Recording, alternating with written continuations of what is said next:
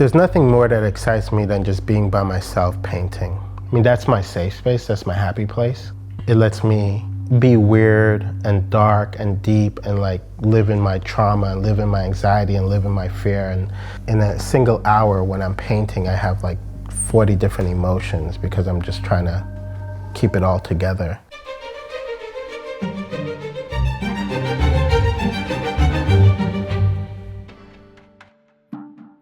I think community becomes such an overused word in a weird way because everything is inherently community. So I lived in the UK for 10 years and Grenada for my first early years. I'm the product of migrant workers. So I've always been attracted to neighborhoods, that's part of the DNA of the neighborhood, and Whitechapel has a long history of welcoming migrants. There's something about being in a neighborhood that triggers certain ideas in me. And it's just very particular people who then determine what the work does. Sometimes it's like Turner and Rothko, and then Louis Bourgeois, who was also an immigrant. Turner made these landscape paintings. Rothko, a Lithuanian Jewish immigrant, made his landscape paintings. And I just thought, oh, how do I make my landscape paintings?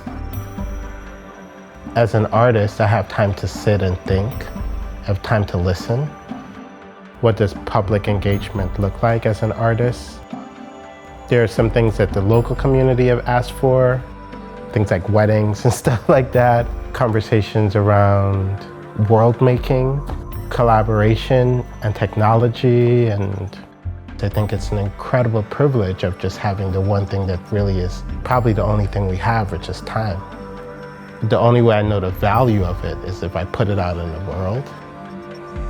In an age where we're constantly forced at extremes to not want to be together, art's role needs to be really about bringing people together.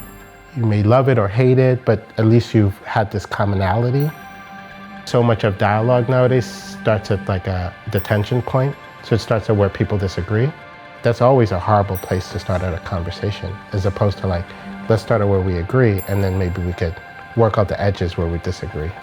When the opportunity came to do an exhibition at the Tate Britain, I think at first scared me a bit because it's such an opportunity and such a challenge, and I didn't really know how to address it. One of the ways that I kind of began to approach it was, my mom and my grandma, my sister. I knew it had to hold a certain energy that was true to these three people.